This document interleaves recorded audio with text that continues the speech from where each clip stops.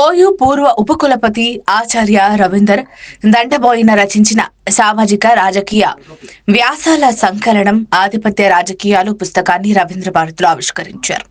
Doctor BR Ambedkar open university ఉపకులపతి ఆచార్య ఘంటా చక్రపాణి కార్యక్రమానికి అధ్యక్షత వహించగా సీనియర్ సంపాదకులు కె రామచంద్రమూర్తి ముఖ్య అతిథిగా పుస్తకాన్ని ఆవిష్కరించారు. ఈ సందర్భంగా పుస్తకావిష్కరణ సభకు అధ్యక్షత వహించిన doctor BR Ambedkar open university ఉపకులపతి ఆచార్య ఘంటా చక్రపాణి మాట్లాడుతూ చురుకైన అధ్యయనశీలగా ఉన్న ప్రొఫెసర్ రవీందర్ ఆధిపత్య రాజకీయాలపై చక్కని విశ్లేషణతో పుస్తకాన్ని తీసుకొచ్చారని అన్నారు. వాస్తవంగా ఆధిపత్యం లేనిది రాజకీయం లేదన్న ఆయన రాజకీయాల్లో ఆధిపత్యం సహజమని, అయితే పరిశోధకులుగా అధ్యాపకుల ఆలోచన మధ్య ఘర్షణ అవసరమని విశ్లేషించారు. ఘర్షణ నుంచి నూతన ఆవిష్కరణలు ఆవిర్భవిస్తాయని, అప్పుడే సమాజ వాస్తవిక స్థితిగతులు బయటకు వస్తాయని విశ్లేషించారు. ప్రొఫెసర్ రవీందర్ ఉమ్మడి ఆంధ్రప్రదేశ్ నుంచి తెలంగాణ వరకు రాజకీయాల్లో ఎలాంటి ఆధిపత్య శక్తులు కీలక పాత్ర పోషిస్తాయో చక్కని విశ్లేషణ చేశారని, ఎలాంటి లోతైన విశ్లేషణ సమాజానికి అవసరమని వివరించారు. కార్యక్రమ ముఖ్య అతిథి పుస్తక ఆవిష్కర్త సీనియర్ సంపాదకులు కె రామచంద్రమూర్తి మాట్లాడుతూ ఆంధ్రప్రదేశ్ తెలంగాణలో ఆధిపత్య రాజకీయాలపై ప్రొఫెసర్ రవీందర్ పుస్తకాన్ని తీసుకురావటాన్ని అభినందించారు. కొన్ని కులాలు రెండు రాష్ట్రాల్లోనూ ఆధిపత్య రాజకీయాలు చేస్తూ వచ్చాయని, అందుకు సంబంధించిన పరిణామ క్రమాన్ని వివరించారు. అధ్యాపకులు సమాజంపై పరిశోధనలు చేస్తూ ఇలాంటి పుస్తకాలను తీసుకురావటం ద్వారా నేటి తరానికి రాజకీయాలతో పాటు సామాజిక అంశాల పట్ల అవగాహన ఏర్పడుతుందని అన్నారు. విశిష్ట అతిథి అల్లం నారాయణ మాట్లాడుతూ సామాజిక ఆర్థిక రాజకీయ అంశాలపై లోతైన విశ్లేషణతో ఈ పుస్తకాన్ని తీసుకొచ్చిన ప్రొఫెసర్ రవీందర్ చొరవ అభినందనీయమని అన్నారు. ఓయూ విశ్రాంత అధ్యాపకులు అలాగే ప్రొఫెసర్ చిన్న బసవయ్య ఆధిపత్య రాజకీయాల పుస్తకాన్ని సమావేశానికి పరిచయం చేశారు. ఓయూలో రాజకీయాలు, ప్రపంచ స్థితిగతులు, సామాజిక అంశాలపై ప్రొఫెసర్ రవీందర్, ప్రొఫెసర్ కృష్ణారెడ్డితో పాటు తాను అధ్యయనం చేసే వాళ్ళమని గుర్తు చేసుకున్నారు. ఆధిపత్య రాజకీయాలు పుస్తకాన్ని 4 విభాగాలుగా తీసుకొచ్చినందుకు అభినందించారు. అనగా 4 విభాగాలుగా తీసుకొచ్చినందుకు అభినందించారు. పుస్తక రచయిత ప్రొఫెసర్ దండబోయిన రవీందర్ మాట్లాడుతూ ప్రస్తుతం సమాజంలో ఉన్న అంతరాలు, ఆధిపత్య రాజకీయాల పరంపరపై ఈ పుస్తకం ద్వారా విస్తృత దృక్పథాన్ని కల్పించేందుకు ప్రయత్నం చేసినట్లు వెల్లడించారు. విద్యార్థి రాజకీయాలు మొదలు అధ్యాపకుడిగా, అడ్మినిస్ట్రేటర్ గా 4 దశాబ్దాలకు పైగా అనుభవంతో ఆయా సందర్భాల్లో తన దృక్పథాన్ని వ్యాసాల రూపంలో ప్రజల ముందుకు తీసుకెళ్లాలని, వాటిని ఒకే చోటికి పొందుపరిచి పుస్తక రూపంలో తెచ్చినట్లు వెల్లడించారు. కార్యక్రమంలో టంకసాల అశోక్, డాక్టర్ ఎన్ కీర్తన యాదవ్లు పుస్తకంలోని పలు విషయాలపై మాట్లాడారు. దండబోయిన రవీందర్ ఉస్మానియా విశ్వవిద్యాలయ వైస్ ఛాన్సలర్ గా 2021 నుంచి 24 వరకు పనిచేశారు. రాజనీతి శాస్త్రంలో ఆచార్యుడిగా బోధన, పరిశోధన, పరిపాలనను కలుపుకొని 32 సంవత్సరాలకు పైగా ఆయనకున్న అనుభవంతో ఈ పుస్తకాన్ని రచించారు. భారత రాజకీయాలు, ఉమ్మడి ఆంధ్రప్రదేశ్, తెలంగాణ రాష్ట్రాల రాజకీయ ప్రక్రియలు, ప్రజా విధానం, సామాజిక ఉద్యమాలు, పంచాయతీ రాజ్, గ్రామీణాభివృద్ధిపై విస్తృత పరిశోధనలు చేశారు. జాతీయ, అంతర్జాతీయ జర్నల్స్ లో 25కు పైగా పరిశోధన వ్యాసాలు, 4 సంకలన గ్రంథాలు, యూజీసీ పరిశోధన ప్రాజెక్టులను పూర్తి చేశారు. పలు జాతీయ, అంతర్జాతీయ సమావేశాలలో పాల్గొని ప్రసంగించారు. ప్రముఖ వార్తాపత్రికల్లో సమకాలీన సామాజిక, రాజకీయ అంశాలపై విస్తృతంగా వ్యాసాలు రాశారు. దేశ, రాష్ట్ర రాజకీయాలు, ముఖ్యంగా దళిత, బహుజన, జెండర్, పర్యావరణేతర రాజకీయాలను వారి పరిశోధనలో భాగం చేసి రచనలు చేశారు.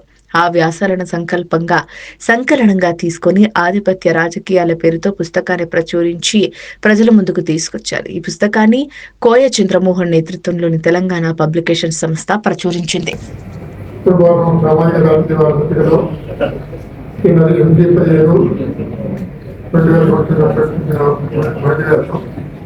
మొత్తం రాజకీయాలు మొత్తం 2 రాష్ట్రాలు తెలంగాణ రాష్ట్ర నిర్మాణం మొత్తం రాజకీయాలు రాష్ట్రాలు దాని తర్వాత 2000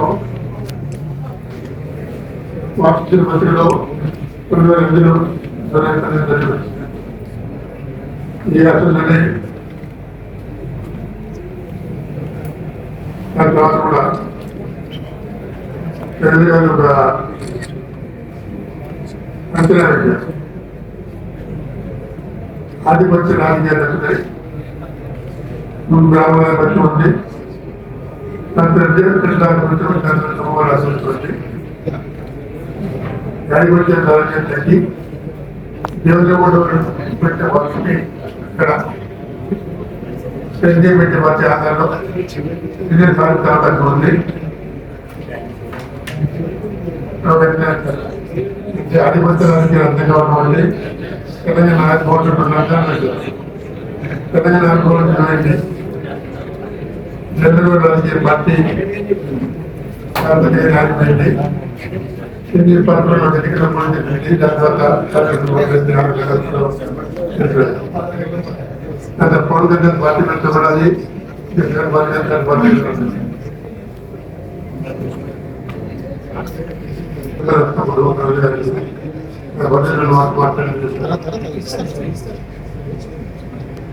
సాంఘికంలో బృందంగా ఉన్న పరిస్థితి ఏంటంటే దేవేంద్ర పార్టీ సాధించుకుంటున్నారు. ఎన్ని పార్టీ కూడా దొరకనుకుంటున్నారు. తెలంగాణ వస్తున్నారు, తెలంగాణ వస్తుంది. కానీ ఇప్పటికీ తెలంగాణలో ఆంధ్ర కూడా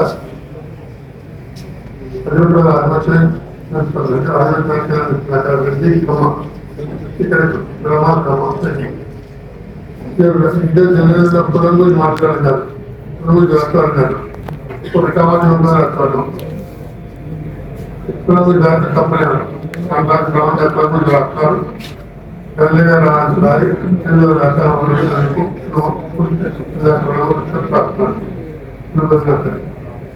గారు ఈ కూడా అన్నారు, బిల్లు రాస్తారు అంటారు, తెలుగు కూడా రాస్తారు అంటారు.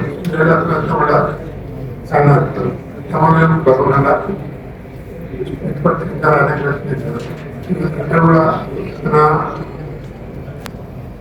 కోరిక అన్నింటం ఓటే వర్గాలు వచ్చి ఓటే వర్గాలు ఎట్లా పెట్టి ఇప్పుడు 2 రకాలు వచ్చింది. వాళ్ళ నాయకత్వం ఏమైంది, వాళ్ళు నిలబడి చేసిన ముందు ఎవరికి పెట్టేవాళ్ళు ఇలా విషయం చెప్తే ముగిస్తాను. 2009-10లో నేను ఆంధ్రప్రదేశ్ దత్తాత్రేయ పెట్టినప్పుడు ఆ కాన్సెప్ట్ ఏంటంటే ఆంధ్రాలో మీడినప్పుడు తెలంగాణలో ప్రదర్శించారు, తెలంగాణ మీడినప్పుడు ఆంధ్రలో ప్రదర్శిస్తారు, తెలంగాణ మీడినప్పుడు తెలంగాణ వాళ్ళ ఉంటుంది. వేదిక కింద నమస్కారం. నా పేరు డాక్టర్ కీర్తన యాదవ్. నేను ఉస్మానియా మెడికల్ కాలేజ్ లో అనస్థీషియా అసిస్టెంట్ ప్రొఫెసర్. ఒక మెడికల్ డాక్టర్ అయ్యుండి ఒక నారీ చారిటబుల్ ట్రస్ట్, డాక్టర్ నారీ చారిటబుల్ ట్రస్ట్ అనే ఒక సంస్థకి ఫౌండర్ అండ్ మేనేజింగ్ ట్రస్టీగా ఉన్నాను. సో ఆ ట్రస్ట్ ద్వారా కూడా కొన్ని సేవలు అందిస్తున్నాము. దీంతో పాటు మెడికల్ కాలేజ్లో మన టీచింగ్ అండ్ ట్రీటింగ్ చేస్తూ ఏదైనా చేంజ్ తీసుకురావాలి, ఇంపాక్ట్ తీసుకురావాలి అన్న ప్రయత్నంలో ఉన్న సమయంలో సార్ కాల్ చేసి కీర్తన ఇలా బుక్ ఆవిష్కరణ ఉంది రావాలి అని చెప్పారు. అయితే బుక్ ఆధిపత్య రాజకీయాలు చాలా ఇంట్రెస్టింగ్ ఉంది టైటిల్, కానీ నాకు టోటలీ డిఫరెంట్ సబ్జెక్ట్. సరే ఏముంటుందా ఈ బుక్లో అని ఆ బుక్ చదివాను. సో ఈ బుక్ అంటే మెయిన్లీ సభాధ్యక్షులు మన రవీంద్ర యాదవ్ గారికి చాలా we should be very thankful. ఎందుకంటే చాలా ఇంపార్టెంట్ పాయింట్స్ ఇప్పుడున్న యంగ్ జనరేషన్కి అయితే తెలియదు. ఇలాంటివి ఎప్పటికైనా ఈ బుక్లో అలా రాయడం వల్ల ముందు చరిత్రని అంటే పెద్దల చరిత్రను చూశారు, కానీ ఇప్పుడున్న యూతే దాన్ని ఇంప్లిమెంట్ చేయాలి. అంటే ఆ చరిత్రని మనం తిరగదీయాలన్నా, ఏమైనా చేంజ్ తీసుకురావాలన్నా, ఏమైనా ఇంపాక్ట్ తీసుకురావాలన్నా మన యూతే దానికి చేయగలదు. సో అలాంటి సమయంలో ఇలాంటి బుక్ రాయడం చాలా గ్రేట్. సో ఈ బుక్ చదివాక నేను ఒక 5 పాయింట్స్ నాకు అర్థమైంది, అది నేను చెప్పదలుచుకున్నాను. I not take much time. Okay, so mainly ఈ ఆధిపత్య రాజకీయాల గురించి మాట్లాడడానికి నా వయసు సరిపోదు, కానీ ఆలోచించడానికి మాత్రం సరైన వయసులో, అంటే చేంజ్ క్రియేట్ చేయడానికి ఉన్న సరైన వయసులో ఉన్నదాన్ని అని అనుకుంటున్నాను.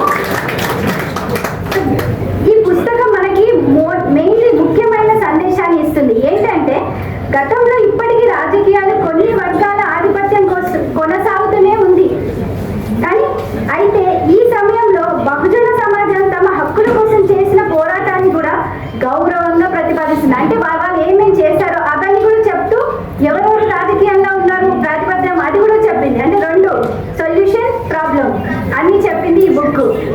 నెక్స్ట్ థింగ్, తెలంగాణ ఉద్యమానికి కేవలం భౌగోళికంగా అంటే జియోగ్రాఫికల్, నేను చాలా వర్డ్స్ ని మళ్ళీ రీసెర్చ్ చేసి చూశాను అనమాట. అంటే హిస్టరీ భౌగోళికంగా అంటే జియోగ్రాఫికల్ గా ఏంటి అని. సో తెలంగాణ ఉద్యమం కేవలం భౌగోళికంగానే కాకుండా సామాజిక తెలంగాణగా చూడాలి అని ఈ పుస్తకం మనకు గుర్తు చేస్తుంది. ఇంకోటి, పంచాయతీ రాజ్ నుంచి విశ్వవిద్యాలయం వరకు, మహిళా సాధికారత నుంచి కుల సంస్కరణ వరకు ప్రతి అంశంలో ఒక్కటి స్పష్టంగా కనిపిస్తుంది. ఏంటో తెలుసా మీకు? సమానత్వం లేకుండా అభివృద్ధి లేదు.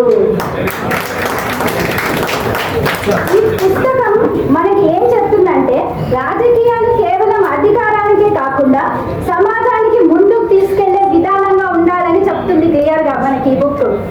సో ముఖ్యంగా మహిళలు ఇంకా వెనకబడిన వర్గాలు ప్రాతినిధ్యంలో రావాలని, ఇది కేవలం ఒక ఆలోచన కాదు అవసరం కూడా అని చెప్తుంది ఈ పుస్తకం. ఈ పుస్తకం మనకు ఒక స్పష్టమైన సందేశాన్ని ఇస్తుంది. ఆధిపత్యం కాదు, సమానత్వమే ప్రజాస్వామ్యం. సో అన్ని థింగ్స్ కవర్ చేశారు సార్. దీంతో పాటు మెయిన్లీ ఏమంటారు, మనకి మహిళా సాధికారతనే ఆయన పుస్తకంలోనే కాకుండా ఇలా నన్ను ఈ వేదిక మీద పిలిచి నా ఒపీనియన్ కూడా తీసుకున్నందుకు, అంటే మహిళా సాధికారత పుస్తకాన్ని అంకితం చేయకుండా సమాజంలో కూడా ఇంప్లిమెంట్ చేస్తున్నందుకు రవీందర్ యాదవ్ సార్కి నా ధన్యవాదములు.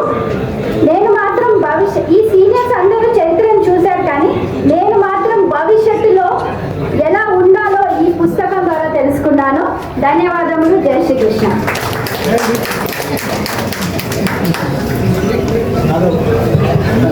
వెరీ గుడ్ అమ్మా.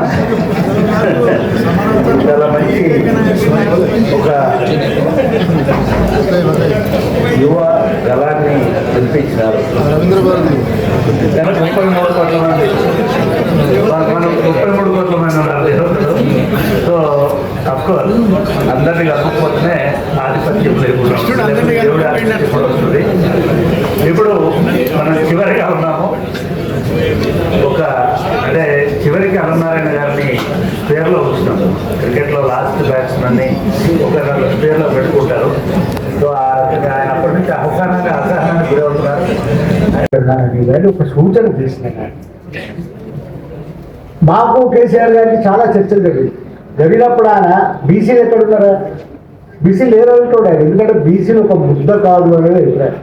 ఆయనే కాదు, అందరు రాజకీయ నాయకులకు అది అభిప్రాయం. బీసీలు ఒక ముద్ద కాదు.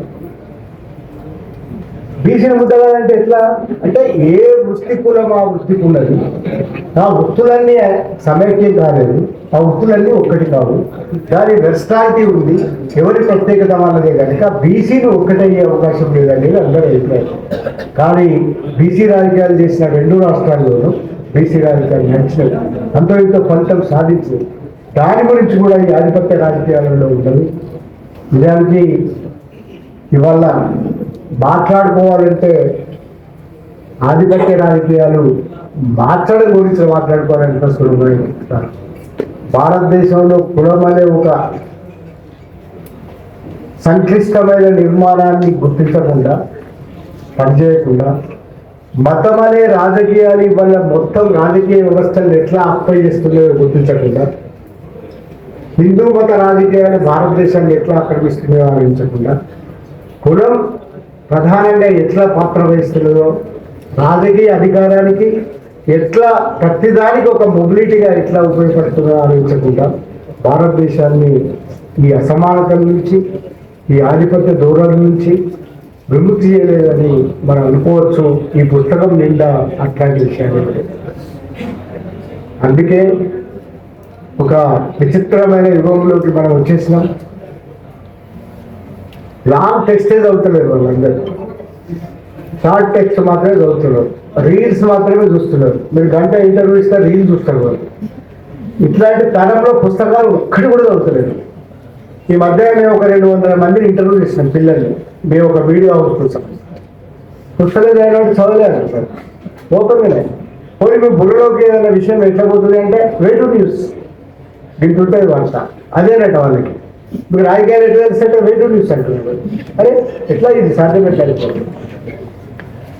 ఆ సమయంలో కేవలం 2014 నుంచి 12 సంవత్సరాలే గడిచిన ఈ తెలంగాణ చరిత్ర చెప్పమంటే ఎవరు చెప్పినట్టు లేదు. జడ్జీస్ వాళ్ళు ఇంకా వేరే చరిత్రలో అనవసరం, గాంధీ మహత్వం దాకా పోవద్దు. మనం ఈ తెలంగాణ ఎట్లా జరిగిందంటే చెప్పట్లేదు పోరాడి. ఈ సమయంలో వాళ్ళకు ఖచ్చితంగా నేర్పాల్సి ఉన్నది, మన చరిత్రను మనం చెప్పాల్సి ఉన్నది. తెలంగాణ ఏం జరిగింది, భారతదేశంలో ఏం జరుగుతున్నది, ఈ సమాజం ఎట్లా ఉంది, సమాజంలో ఈ నిర్మాణాలు ఎట్లున్నాయి, ఇవన్నీ ఎట్లా మారాలో మారకుండా ఉండాలో కనీసం అర్థం చేసుకోండి అని చెప్పడానికి ఇట్లాంటి పుస్తకాలు రావాలి. ఈ పుస్తకం తెచ్చిన, ఈ కాలంలో ఈ పుస్తకం తెచ్చే సాహసం చేసిన దండమైన రవీందర్ సార్కి ప్రత్యేకంగా కృతజ్ఞతలు, ధన్యవాదాలు. నన్ను కూడా ఇంతసేపు మాట్లాడించినందుకు కృతజ్ఞతలు. Thank you.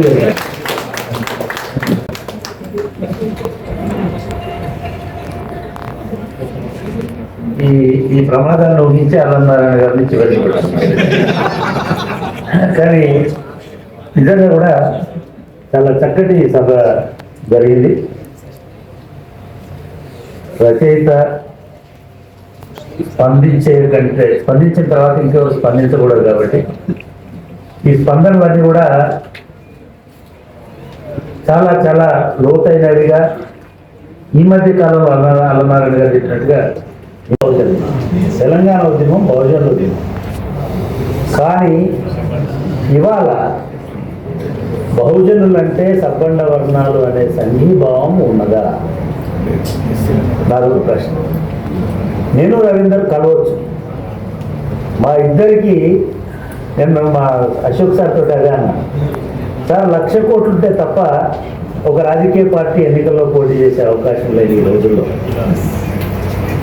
బలహీన వర్గాలను అని అనుకుంటూ ఎన్నికల్లో పోటీ చేస్తే అయ్యో బలహీన వర్గాలు పైసలు ఇయ్యడో ఇచ్చడో అనే భయంతో కూడా ఓట్లేని వాతావరణంలో ఉన్నాను. ఎందుకంటే పైసలు ఉన్నవాడి చుట్టూ ప్రపంచం తిరిగేటువంటి దశలో రవీంద్ర యాదవ్ పెన్షన్, నా పెన్షన్ కలిపితే కూడా మా ఇంట్లోకి ఇవ్వడానికి సరిపోవు. సో కాబట్టి మిత్రులారా, ఇది ఎందుకు చెప్పినాడు? ఇది ఒక సిద్ధాంతం కోసం చెప్పినాడు. ఊరికే ఇట్లున్నటువంటి సమాజాన్ని ఇట్లా చేయలేదు. ఇట్లా చేయాలంటే ఈ కింద ఉన్నవాడిని, ఈ మధ్యలో ఉన్నవాడు అంగీకరించాలి పైకి రావడం. భారతీయ సమాజము అంబేద్కర్ గారు చాలా స్పష్టంగా చెప్పినట్టుగా నిచ్చెన మెట్ల సమాజం. కింది మెట్టు పైకి పోతే మధ్య మెట్టులు ఆమోదించే ఆస్కారం లేదు. మధ్య మెట్టు వాళ్ళు వస్తే కింది మెట్టు వాడు ఆమోదించే ఆస్కారం లేదు. ఈ ఇద్దరు కలిస్తే పై మెట్టు వాడు ఆమోదించే పరిస్థితి లేదు. దీనికి పరిష్కారం ఏమిటి అంటే ఈ మెట్లన్నీ తొలగిపోవాలి.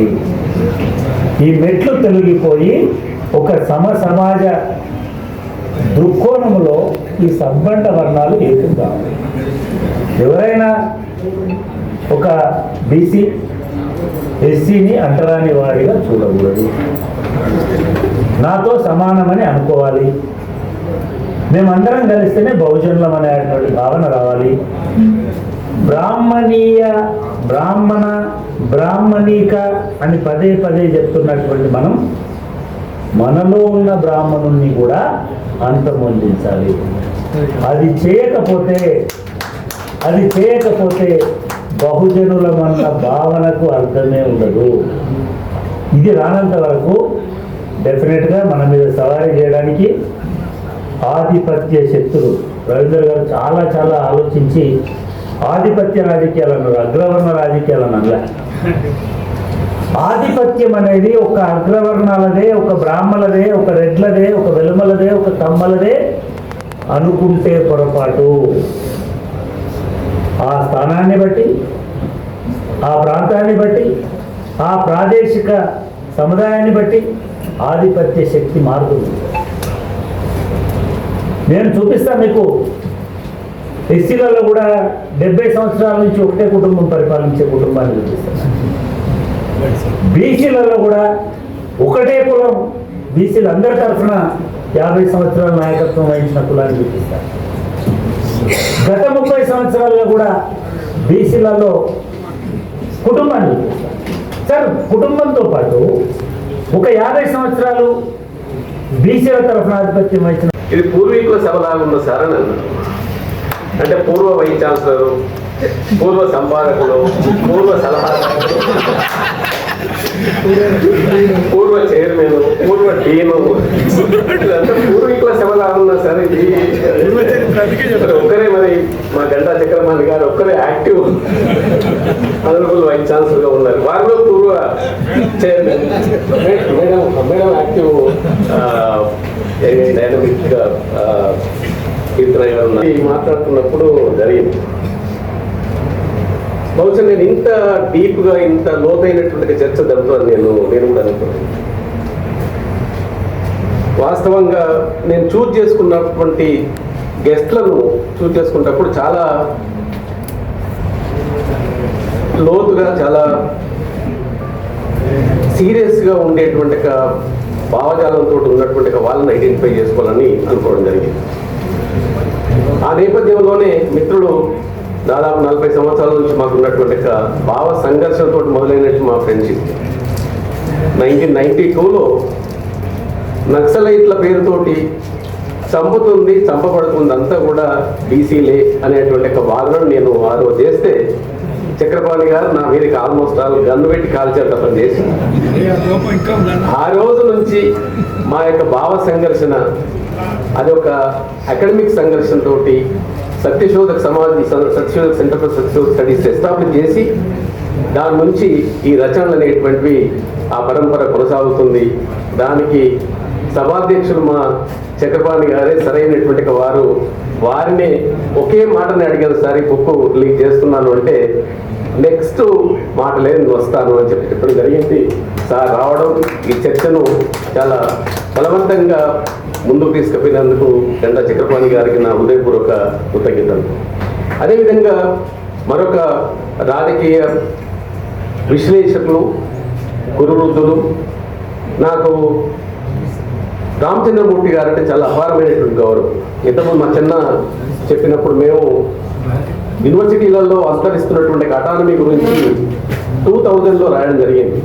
బహుశా చాలామంది మా మిత్రులు సెంట్రల్ యూనివర్సిటీ నుంచి, ఉస్మానియా యూనివర్సిటీ నుంచి ఫార్మర్ వైస్ ఛాన్సలర్లు, ప్రెజెంట్ వైస్ ఛాన్సలర్లు, అదేవిధంగా ఫార్మర్ డీన్స్, ప్రొఫెసర్స్ చాలామంది మా మిత్రులు రావడం జరిగింది. మీరు ఒకసారి ఈ పుస్తకాన్ని ముఖ్యంగా యూనివర్సిటీకి సంబంధించినటువంటి అంశాన్ని చదివి మీ క్రిటిక్ను చెప్తే నేను చాలా సంతోషపడతాను. బహుశా అది ఈ రోజుకు కూడా 25 సంవత్సరాల తర్వాత కూడా ఆ ఆర్టికల్ చాలా రెలవెంట్ ఆర్టికల్గా మన ముందుంది. దానికి రామచంద్రమూర్తి గారు మేము వెళ్ళి కలిసి అడిగినప్పుడు సారు ఇంత పెద్ద ఆర్టికల్ ఏ విధంగా వేయాలి, అది ఆ ఆర్టికల్ పబ్లిష్ చేసిన తర్వాత మేము అక్కడ ఆర్ట్స్ కాలేజ్ ముందు ధర్నా జరుగుతుంది అవుటర్ నేతృత్వం. అది అక్కడ పెడితే ఈ కల్చరల్ ఎవరు అని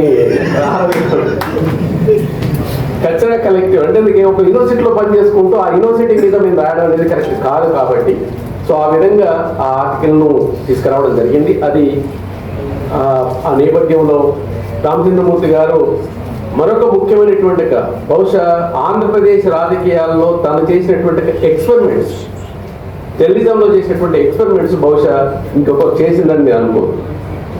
HMTV ద్వారా దశ దిశ అనేటువంటి ప్రోగ్రామ్ తీసుకురావడం అనేటువంటిది బహుశా ఒక కాన్షియస్నెస్ని తీసుకురావడానికి, ఒక విపరీతమైన మార్పు తీసుకురావడానికి, చర్చను తీసుకురావడానికి అది రామచంద్రమూర్తి గారు చేసినటువంటి ఒక మేజర్ కాంట్రిబ్యూషన్. అందులో అనంతపూర్ అనేటువంటిది చాలా ఫ్యాక్షన్ రిటర్న్ డిస్ట్రిక్ట్. అక్కడ సార్తోటి నన్ను తీసుకెళ్ళి దాదాపు 3 రోజులు సార్తోటి ఉండేటువంటి అవకాశం ఏర్పడ్డది. అనంతపూర్లో యోధులైనటువంటి వాళ్ళు ఉన్నటువంటి పండితులు ఉన్నటువంటి అక్కడ వాళ్ళ మధ్యలో దాదాపు 30 నిమిషాలు తెలంగాణ వాదిగా తెలంగాణను ప్రజెంట్ చేయడం జరిగింది. ఆ ప్రజెంట్ చేసినప్పుడు ఒక్కరంటే ఒక్కరు, కాలువ శ్రీనివాసులతో సహా మిగతా వాళ్ళందరూ పరిటాల సునీతతో సహా ఒక్కరు కూడా డిస్టర్బ్ చేయలేదు. ఆ సంఘటనను సార్ ప్రతిసారి చెప్తున్నారు. మాలనారాయణ గారు ప్లస్ మరి చక్రపాణి గారు ఆంధ్రాకి పోయి మాట్లాడినప్పుడు వాళ్ళు మాట్లాడనీయలేదు, వాళ్ళు మధ్యలోనే ఆపించారు. అది మీరు చేస్తారు. సో ఆ విధంగా రామచంద్రమూర్తి గారు చేసినటువంటి ఎక్స్పెరిమెంట్ ఏదైతుందో తెలంగాణ భావజాలాన్ని తెలంగాణ ప్రజలలో తీసుకొచ్చినటువంటి కాంటెక్స్ట్ చాలా స్పష్టంగా నేను రాసినటువంటి ఆర్టికల్స్ చాలా వరకు సారు వార్తకు సంపాదకంగా ఉన్నప్పుడు రాసి ఆ విధంగా నాకు వచ్చినటువంటి స్ఫూర్తి. అదేవిధంగా అశోక్ గారు లంకశాల అశోక్ గారు కూడా అదేవిధంగా వార్తక ఎడిటర్గా ఉన్నప్పుడు చాలా కాలం చాలా విషయాలపైన చర్చిస్తున్నటువంటి సందర్భంలో